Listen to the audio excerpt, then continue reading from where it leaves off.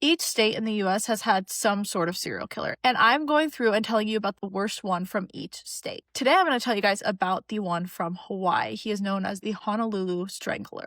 This occurred in the 1980s, but we still to this day don't know 100% who did this, and it's technically still an unsolved case. This all occurred on the island of Oahu in Hawaii. It is one of the more populated islands and has a very large military presence and military base on the island. So one woman in particular, she was 25 years old. Her name was Vicki Gail Purdy. She was living on the island with her husband, Gary Purdy. He was in the military and was a helicopter pilot, which is why they lived on the island at this time. And she was supposed to go clubbing on May 29th of 1985, but she never showed up to hang out with her friends in downtown Waikiki. Her friends were obviously concerned and were wondering what happened to her, and unfortunately the next morning police ended up finding her body. She was found with her hands bound behind her back. She had been SA'd and strangled. Police tried to retrace her steps from the night before, figure out what happened and who did this to her, obviously, and they end up finding a taxi driver that says that he saw her around midnight when he dropped her off at her car, and that is the last known person to see her.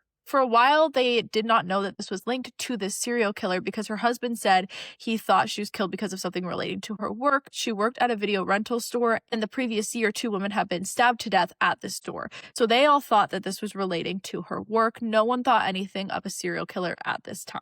In January of the following year, however, he struck again. And it's very possible that in between his first victim that we know about and this next one, he actually was still active and we just never connected the cases. But in January, on the 15th of 1986, the body of a 17-year-old high schooler named Regina Sakamoto was found half undressed. She was found in a lagoon wearing only her top garments. She was not wearing anything on the bottom half of her body. Her hands were also bound behind her. She had been SA'd and strangled. They learned that the last anyone had heard from her was at 7:15 in the morning that day, and that it was her boyfriend. She had texted him and said she had missed her bus and she was going to be late for school, and then obviously she never showed up for school. And again, the police had no suspicion of a serial killer with the first victim, Vicki, but when they found Regina's body and it was such a similar MO, they were like, this seems like the work of a repeat offender. And this is when they start to connect the dots that maybe this is the same guy.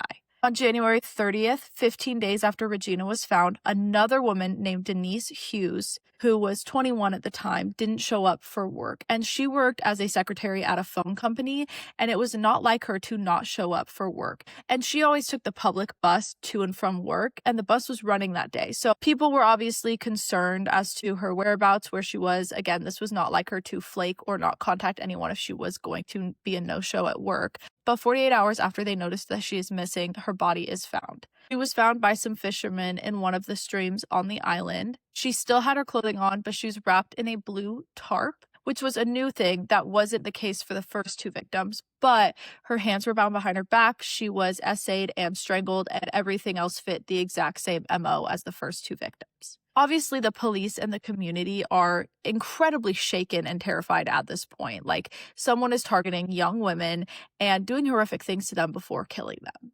So they were on incredibly high alert, and on February 5th, the police officially make a task force for this killer. Unfortunately, at this point, they didn't really have any witnesses, and they had very little forensic evidence to go on. They worked hard to try to get the guy before he struck again, but on March 26th, he ended up taking his 4th victim. She was 25-year-old Louise Medeiros. She lived on the island of Oahu, but had island hopped to Kauai to be with her family after her mother's passing.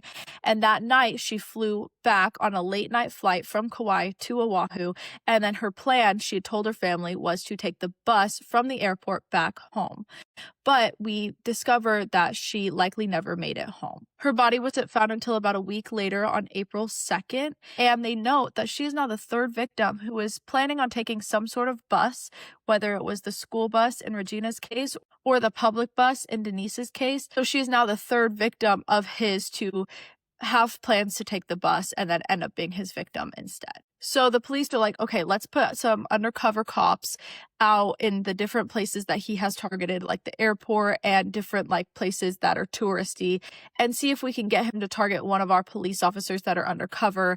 And they basically did like a whole sting operation where they put multiple different people out trying to get him to target one of them. Unfortunately, he never did, so they never caught him from this operation. On April 29th, he killed his final known victim. Again, there are likely to be more, but this This is just the last one we know about. Her name was Linda Pesci, and she was 36 at the time. She didn't show up for work on April 30th and hadn't returned home the night before, so her roommate reported her missing. Her car was later found abandoned, and a man named Howard Gay came forward and said that a psychic told him where the body would be. So he said that he was going to show the police, but when he takes the police to this site, she is not there. Fortunately, a little while later, they do find her body. Again, if it's the same MO, hands are bound, she's been essayed and killed. And they end up arresting Howard after this, and they think that he is the guy and that he just wanted to insert himself into the search and investigation. And that happens a lot with serial killers. Eventually, they have witnesses come forward that describe someone that very much matched his description driving her car. So they are very convinced that it is this Howard guy at this point, but unfortunately, he is released due to lack of evidence. Another witness came forward and picked him out in a lineup, but never wanted to testify at trial, so they couldn't use this witness either. So he was released. He never was arrested for this, and he ended up dying in 2003. There are really no other suspects for this, so everyone thinks that Howard was the killer, but we might never know for sure. So far in the series, I have covered Maryland, Illinois, and now Hawaii. Let me know what state and serial killer you want me to do next.